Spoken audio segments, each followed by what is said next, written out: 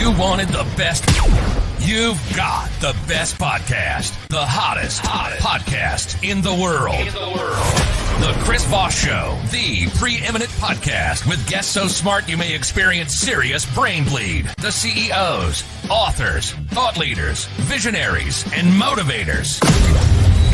Get ready. Strap yourself in. Keep your hands, arms, and legs inside the vehicle at all times, because you're about to go on a monster education roller coaster with your brain. Now, here's your host, Chris Voss. Hi, folks. Chris Voss here from the ChrisVossShow.com, the ChrisVossShow.com. Hey, welcome to another great podcast. We certainly appreciate you guys coming by and all that good stuff. Thanks for being here. I mean, I've always told you that what other podcast thanks you so much and spends so much time, especially at the beginning of the show, thanking you every time you come in? Can I glad hand enough? Can I kiss up to my audience enough? No, I could not, because we certainly appreciate you. The stuff we make up at the beginning of the show. Welcome to the show, friends. We have Chuck Brooks on the show. He's named the top tech person to follow by LinkedIn. He's cited as the top 10 global tech and cybersecurity expert and influencer. And he's a Georgetown University faculty and Forbes contributor and a bunch of other stuff. He's pretty big over there on the LinkedIn as I am as well. So be sure to listen to the rest of the show. You'd want to check that out. As always, we refer the show to your family, friends, and relatives. Go give us a 5-star review on the iTunes there. We've been having some great reviews. Thank you to the people who did the reviews. We're going to read some of those on the show here. I'm going to have to pull those up. In the meantime, we actually started posting a lot on TikTok. We're using TikTok. We're trying to get cool with the cool kids. Or whatever the hell's going on over there, without having to, do thirst traps. So sorry, there won't be any Chris Voss thirst traps over there. I'm sorry to completely disappoint part of my audience, but there's all sorts of cool advanced stuff we'll be doing on interviews and cuts of the show, and already some of the advanced stuff we've been putting up has been getting a lot of traction. Go to goodreads.com/Chris Voss, youtube.com/Chris Voss, all the places we are on the internet, especially on LinkedIn. Today we have, as I mentioned before, Chuck Brooks on the show. He's the president of Brooks Consulting International. He is a globally recognized thought leader and subject matter expert in cybersecurity and emerging technologies. Chuck is the adjunct facility is also the adjunct facility, I think, professor at Georgetown University's Graduate Applied Intelligence Program and graduate cybersecurity programs, where he teaches courses on risk management, homeland security, and cybersecurity. He's also one of the top 5 tech people to follow on LinkedIn, as I mentioned before, and the top 10 best cybersecurity and technology experts by Best Rated as a top 50 global influencer in risk compliance. We're talking to him about cybersecurity and different things that are going on in today's world that business leaders really need to know about. So welcome to the show, Chuck. How are you, my friend? Doing great, Chris. Thank you for having me. Thanks for coming. We certainly appreciate you. We were just talking before the show. The cybersecurity is a really big deal. The Justice Department's announcing something that's going to be interesting here about big government, some sort of government cyber issue influence that's happening in our world. But give us your .coms so people can find you on the interwebages. Yeah, you can find me either my website on brooksconsulting.international.com, or the easiest place to find me is on LinkedIn. I have almost 90,000 followers there, and on Twitter at Chuck D. Brooks. So those 3 places are quick ones to go to. There you go. And I guess this month is Cybersecurity Awareness Month? It certainly is, every October. And every October, the threats seem to get bigger, and cyber hygiene and cybersecurity awareness is more and more important than ever. There you go. Isn't it funny how they make this most scariest month Cybersecurity Month? Well, yeah, that makes sense now when I think about it, because if you lose your identity and you lose your resources and you lose your pocketbook, you're in big trouble. And definitely. Definitely. I mean, there's all sorts of crazy stuff going on. There's a ransomware that's out there. There's all sorts of attacks that are going on to people. I know that the Biden administration has been wary of Russia attacks, because of Ukraine and all that stuff. That's kind of getting to be the only way they have anything left to fight back with, the pace they're going. So you wrote an article in Forbes and this came out, I believe, earlier this month for Cybersecurity Awareness Month, and you talked about some of the cybersecurity threats. What are some of the overall threats people need to be worried about right now in the business sense or personal sense, I should say? Yeah. Well, I think that it covers everybody. You're right, personal sense and business sense, particularly now that a lot of us are working in remote offices. I mean, we're even more of a target that way. But there's the traditional threats that are still the big ones. The first one, of course, is phishing. I mean, it works, and what we're seeing now with phishing is a lot of automated attacks. Sending them out through machine learning, artificial intelligence, targeting huge amounts of audience potential. Only takes a couple people to click on it to make it worthwhile for them. And so they're automating these attacks. The other thing that we've seen come more back into vogue is ransomware in the last couple of years. It's been around for a decade and a half, but now it's growing in use. The malware is a little bit more sophisticated, for it. And the other thing, which I think the big change is that they can get paid now with cryptocurrency. Wow. And prepaid charges. They're able to escape getting prosecuted and get their money. So ransomware has become probably a tool of choice for a lot of the hackers, the criminal hackers out there. Did you hear about this case where I might have to pull it up on my phone, but there's a lot of cryptocurrency hacking going on as well. And there was a case where they ripped off like $90 million, and then they gave half of it back so that the company could stay afloat and pay their depositors for crypto, but they kept half the money, and the company agreed to that. Did you hear about that case? I had heard about that. Yeah. They were desperate, but what you mentioned with these cryptocurrency attacks are pretty common. They're getting into a lot of wallets. The problem is, again, is the legal aspect of it is that these are not regulated like bank accounts. There's no insurance on them, so you have a greater risk until something is really done to fortify these accounts. But they're easy pickings for a lot of hackers. Yeah, the craziness that's out there. It's the hacker behind the Mango Markets exploit. He kept 47 million and returned 67 million to the DeFi project after a Mango community vote, and he even claimed all of his actions were legal. I guess somehow they found a exploit in their software, but he basically gave 67 back so they could keep afloat, and so depositors didn't lose their money, and kept 47 million of their profits.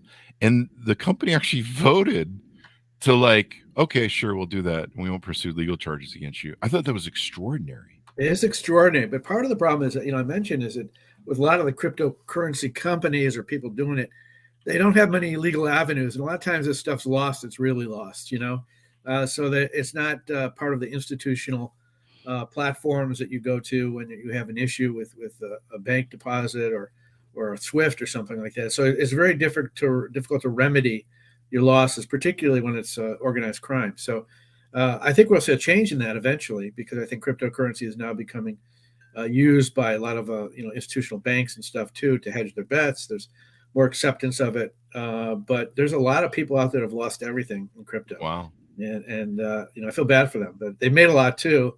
But it's easy to lose. It's gambling. Yeah, that's the one thing that bugs me. I mean, I understand crypto and everything, and I've been I bought into it over times. I of course went out of it before it crashed. And I kind of felt like that was going to happen. I think I got out a little too early, but hey, that's investing. Hindsight's always 20/20. I learned that when I used to day trade on Nasdaq. But the fallacy of how your crap can be hacked on top of everything and the risk that you're gambling with. But let's talk a little bit about what's going on with remote working and stuff. I know a lot of companies and a lot of discussion has been, when they were, when people were in the office, and the email would come through the servers of the company and stuff. I suppose in some way they still do. You can just set it up in your Gmail or something, but there was probably less opportunities for hackers or malware to get in. But now when people are working remotely, they can click on any link and you can have they can have access to everything and get into the system and we're around. Yeah, no, remote work was a boon to hackers in a lot of ways. I mean, what you just mentioned is exactly true. When you're away from the administrator and the IT shop, makes it difficult to monitor and see what you're doing. A lot of people, they mix their personal and their business work together.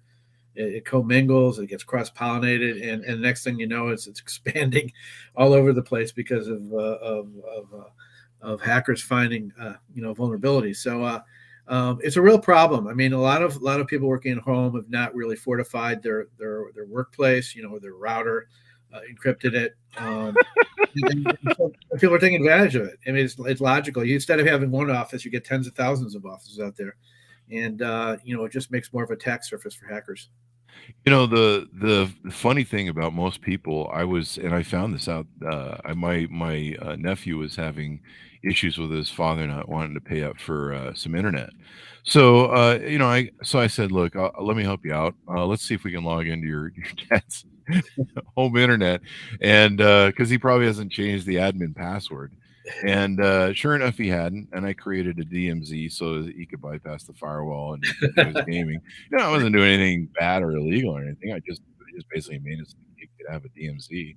And and surprised, I'm like, you didn't change the admin password on your home router?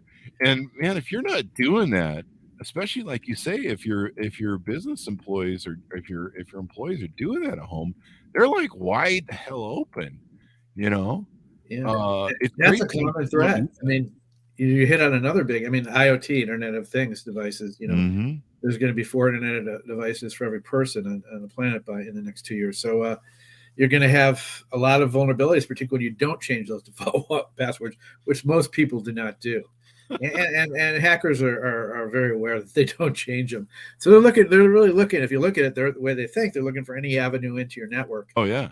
And that's the easiest way. I mean, if you don't do that, we're right in. So what are some other things is a sieve. Well, I guess you consult on this. You help companies sit down. What are some of the best ways that companies can, like reach out to you, get more information, or figure out, assess their vulnerabilities and assess what they should do, and should they just trust that everything's fine because they hired a couple IT guys, or I mean, half the time people hire, they're like, well, I hired my nephew. He says he's good at IT. He's 13, so he probably knows what he's doing. Well, there's a problem with qualified cybersecurity people anyway. It's hard to get them and keep them.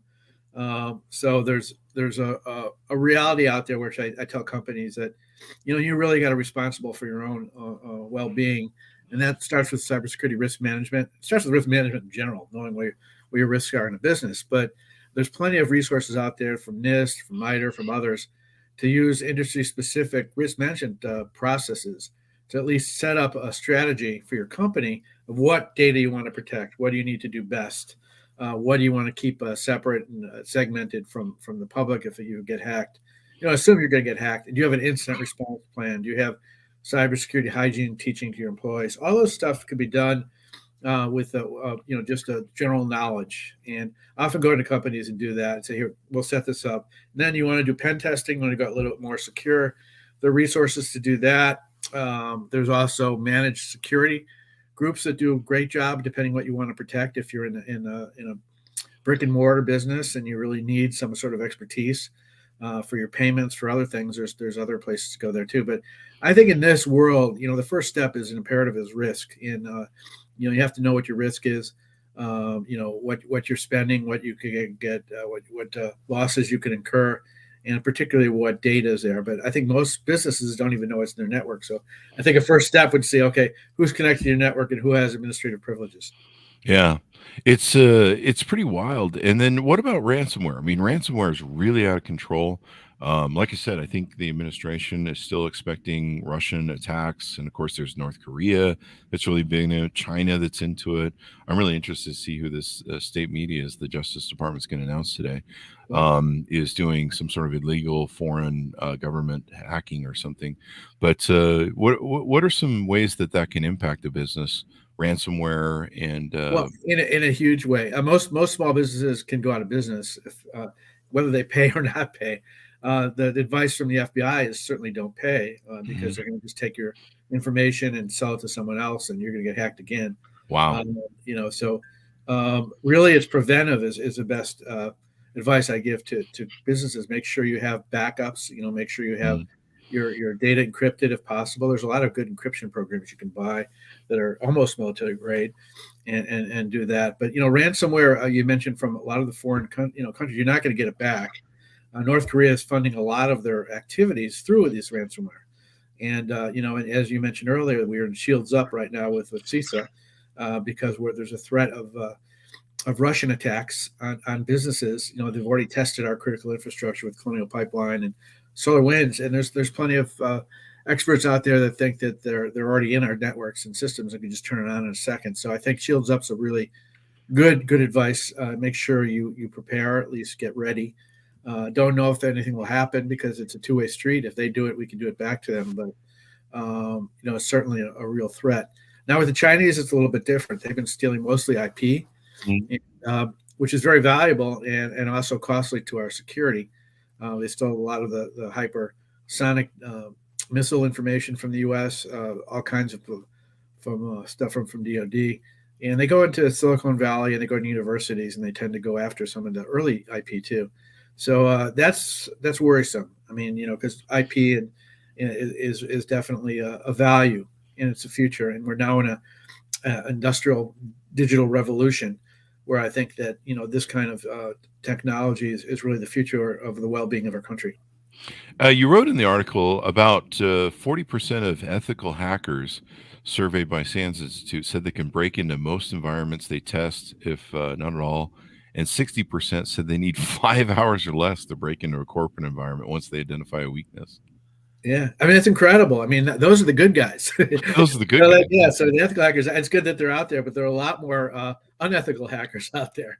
So it's a numbers game too. And then you're also talking what we just mentioned, state-sponsored unethical hackers, organized criminal hackers. There's a lot of gangs that are pretty sophisticated. They've made a lot of money. They've hired a lot of talent. A lot of it is coming out of Eastern Europe and foreign countries. It's very difficult for us to find them. But you're right. It's a problem. It's too easy to hack. There's just too much of a ecosystem of opportunity for hackers. Wow. It's crazy. All the stuff that's out there, and it just seems to be getting worse. And what percentage of companies where you say are lax on their security measures? Well, I would, if you're looking overall, I would say over 80%. I mean, there's certainly obviously a lot of industries that have done pretty well with finance, casinos particularly. They're the forerunners of some of the innovative techniques and capabilities for cybersecurity. But most companies, which are the bulk of them, are small and medium businesses out there, don't have a clue. They don't really understand the threats. They think, oh, it's not going to be me, but it is going to be them. And two areas particularly have been really targeted by hackers. One is healthcare, because they spent most of their money in buying medical technologies and working for patient stuff, not for security. And same within education, because they have a lot of networks, a lot of people using it, easy access, a lot of vital data there. So those two industries have been very, very heavily hacked for ransomware and other things. But so it's understandable that there's a lot of people that don't understand what the implications of cybersecurity is. But I think in the next few years, they better understand, because we get more and more digitally connected. And pretty much every business that used to be brick and mortar is also digital now. So they have to understand the importance. Definitely. And is I'm not sure what the exact term is for it, but is fake linking, like where I get an email, or I get a lot of texts nowadays too that have this, where they're like, hey, your Amazon account has some issues, your PayPal account has got some issues, different things like that. Amazon seems to be a real popular one as of late. Number one. Yeah. Is it number one? Wow. Yeah. Okay. Yeah. And you click the link, and I'm sure when you click that link, you're hacked. I don't know, whatever happens. I have a big thing where if I get a message that says that my Amazon account is a problem, I look at the link, and if there's ever a question, I tell this to my family too. Don't use the link to log in. Just go to your web browser and type in your amzn.to and go through the portal. But and then see if there's a message from them, which usually there's not. But the fake, the fake websites that they can have. I mean, I've seen some that where it looks like a PayPal website. It looks like your Bank of America website. I've gotten the Bank of America ones. There's the Zelle hack now. Yeah. There's all sorts of crazy stuff, and so people just really need to pay attention to what they're clicking on. One thing I'm getting lately that just started. I have a YouTube, so everyone I think has a YouTube. I don't know, maybe they do or maybe they don't. But I've been getting this thing now where I'm getting a thing sent to my Google Drive, and it says it's a YouTube takedown notice for copyright violations. And normally you panic when you see those, and I don't ever get them because I don't mess with them. Although I've gotten some hacker ones that try and steal your stuff, steal your money by saying that this is part of your, this is a stolen video, which I don't. But there's lots of people who steal our videos. But it's been sent to my Google Drive, and it's got a PDF attached. And my understanding is if I click that PDF, I'm probably gonna have all sorts of problems. Don't do it. Yeah. No, I think you hit on another area. I mean, the sophistication of these hackers now have changed so immensely in the last decade. It used to be you get these things, you have a bank account, in my will, someplace in Nigeria or wherever, some prints, misspellings. And now you're exactly right. The graphics are replicate the websites. They use social engineering to see what your interests are, where you shop, where you bank, who your friends are, so they can mimic your work. Mimic work. And you said Amazon is definitely a choice because everyone uses Amazon. So when you get something, but your advice is really good, and I repeat it. It's just don't click on the link. Look at it. Go to the website. Make sure if someone says something like that, and the copyright stuff. I mean, like I said, there's so much more sophistication out there. They're going after everybody, and text too. On your phone.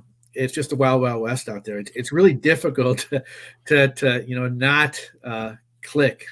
But so I had to get a reflex to do that because I get so much spam and so many threats every day, as everyone does, just because like I said, a lot of it's automated and easy to do.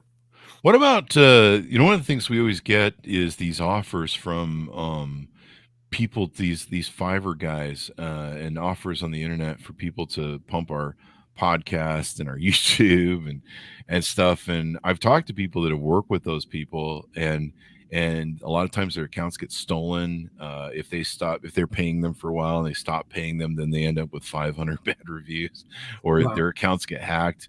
There's all these people that want access to the Chris Voss Show to either redesign it or work on our YouTube channel. And I know as soon as we let over the password, like, we're going to lose all of our stuff. I've had don't do it. that have had their whole channel disappears and goes to, in fact, we had our Chinese, we had our Instagram account we're trying to get back. We're sending a letter to the legal department of Instagram that we're pretty sure got hacked somehow by someone in China because it's changed to Chinese language last time we saw it. And we're pretty sure the hack came through a third party app that had access to it, because it was on double double password, double verification. And we're pretty sure we know who the third party was that they came through. So we're still trying to get that back. So yeah, it's crazy. Even like on LinkedIn, or I'll have PR companies, they'll send me a PDF and I'm like, I can't click on that. You're gonna have to send the data to me hard, because you can't trust anything. You can't risk it. Plus, they can be like, well, we made the PDF, and you're like, well, yeah, I know you guys, but for all I know, it's got it's maybe it was circulated to someone else. If you're not secure, you're just passing me the next virus cold. Yeah, no, that's good advice. I mean, I'm a big user on LinkedIn too, and the good thing is you can see who you're talking to. But you're right with the attachments. You still got to be careful because you don't know where they've been and if someone's inserted malware in it. They can do it in websites too. And I've experienced that actually in a business sense, where I've actually done research and I go to a normal website and there's some malware implanted in it. So it's a minefield out there. And you really got to almost expect to be, exploited at some point, because there's just too many red flags out there. Yeah, it's funny. Like, Google does that every now and then. For some reason, our SSL will kick off. I think we finally upgraded our services at GoDaddy, but our SSL would kick off, like it would expire. on our website, and then people would get this notification from Google that says, "Hey, this this is a button," and I get really pissed off about it because we try and keep that up to date, and for some reason it would kick off. But people, I'm really surprised how many people aren't aware of that, making sure the SSL certificate and stuff is on their website. We'll get a lot of people that'll be like, "Hey, Chris, we want to come on the show," and I'll go to their website, and a big warning comes up from Google. Yeah, they don't keep it updated, and that's also a problem with cybersecurity. You have to update the patches too, because there's all kinds of exploits being discovered. Even by Microsoft every day. So you really got to be vigilant, and most people are not. Most companies are certainly not, and so it makes for even more difficulty in fighting the cyber threats. Yeah, we found that out the hard way over 13 years of the Chris Voss Show. You got to update those plugins and make sure, because usually the reason they're updating them is because they've found they're being exploited by some hacker, and they're like trying to patch a hole. And I work with clients that's I'll go into their WordPress and I'm like, you haven't updated these plugins for like 5 years. Like you should probably do that. That might be a good idea. Yeah, WordPress is a favorite for hackers too. They get a lot of victims that way.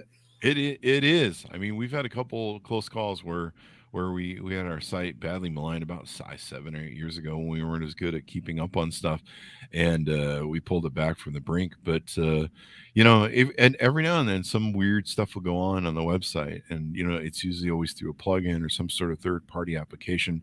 Anything we haven't touched on that we should touch on when it comes to cybersecurity here?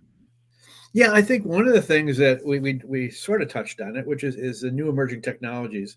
We're talking about machine learning, but now we're seeing the introduction of more levels of artificial intelligence that could go out and find vulnerabilities, as well as AI, send them and deep plant malware using biometrics where it could trigger on someone's face.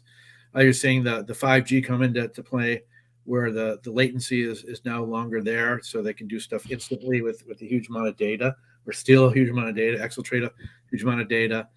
We're eventually going to be seeing quantum computing too. Now, the government's already put out requirement for quantum proof algorithms.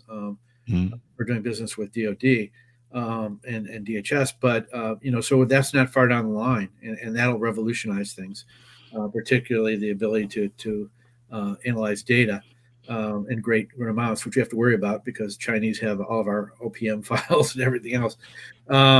But so those elements are really important, I think, to understand that we're moving so quickly. I think with COVID-19, we moved faster into the digital world because we had to. And now I think we're there just speeding it up, introducing these new technologies.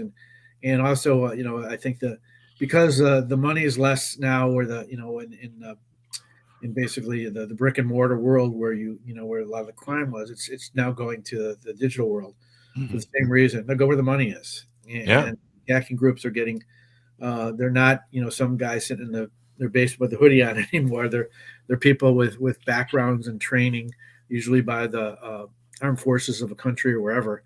Wow. And they know what they're doing. So it's going to be precarious for the next few years. Yeah, and a lot of times we don't even hear about a lot of ransomware. I've heard of hospitals that will pay do pay the ransom and just don't announce it and hide it for a while, and then eventually it comes out. You had written in the Forbes article that more than 80% of organizations have experienced a cloud-related security incident. 64% of businesses suspect they're targets of nation-state attacks.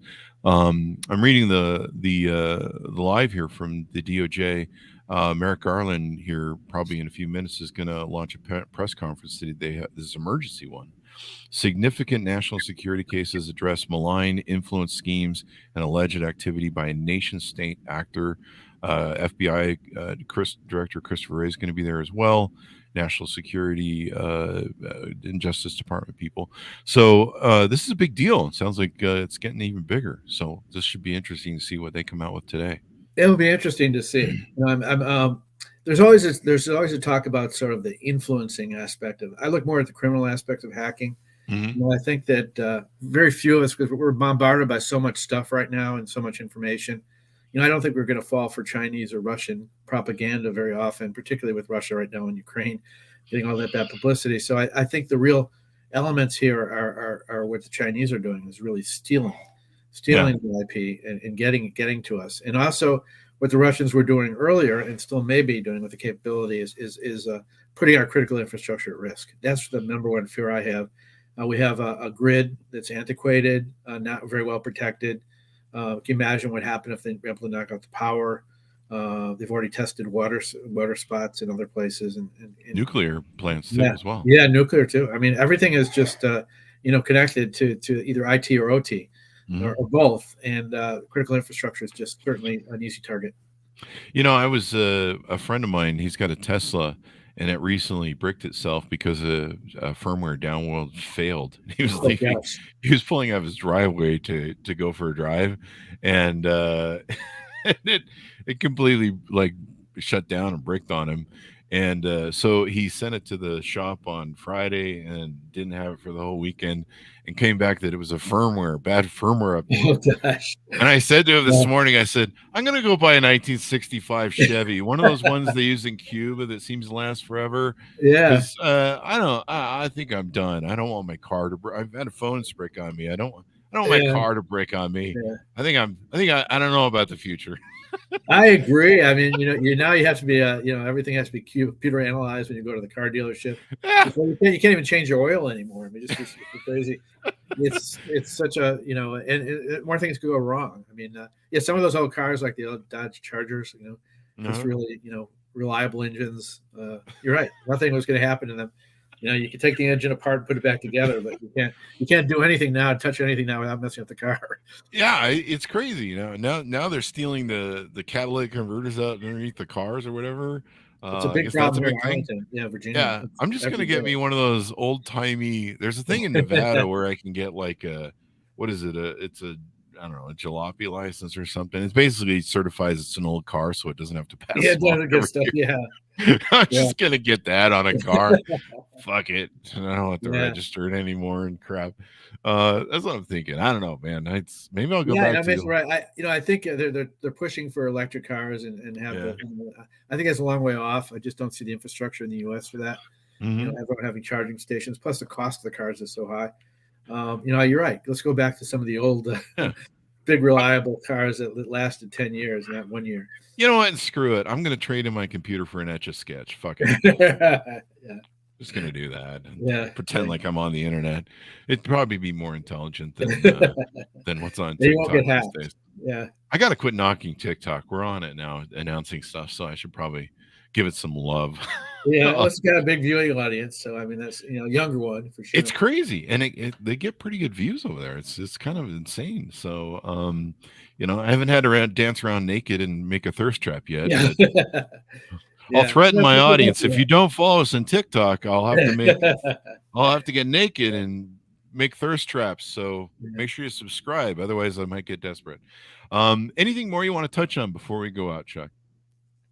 No, I just think just to the viewers out there, I think, really, it's not a joke, that we really are being threatened, and too much is, could hurt us digitally. So I think you need to be really vigilant and, do the basics, do the cyber hygiene, have strong passwords, have encryption if you can, don't overshare, just be careful out there, because it's going to be I think it's going to get worse before it gets better. Yeah. I don't think it'll ever get better. Maybe I think once this Pandora's box has been opened, I remember when I was a kid watching. I wasn't a kid. I think I was in my mid ages, but I remember when they first started putting cement blocks across the front of the White House, and I think it was after the first attack on the Twin Towers. I think in '92, the first attack, and I was like, wow, man.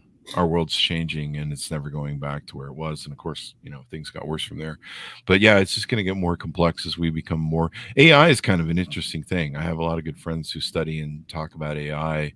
And it's crazy some of the stuff it can do. And if AI can start going out there, Skynet can hack me and send Terminators. Well, then we're all in trouble. Yeah. Well, I mean, the technology like AI is a double-edged sword. It can do really good. I mean, it can certainly enhance our analytics and capabilities and decision making, but the bad guys have it too. And so you always got to look at we have to protect ourselves and have an offensive capability too to go back after them. I mean, that's another thought too. But yeah, maybe we can have AI that's the good guy AI that fights the bad guy AI, and it will be that way someday. It's going to be eventually it'll turn on us. Intelligence.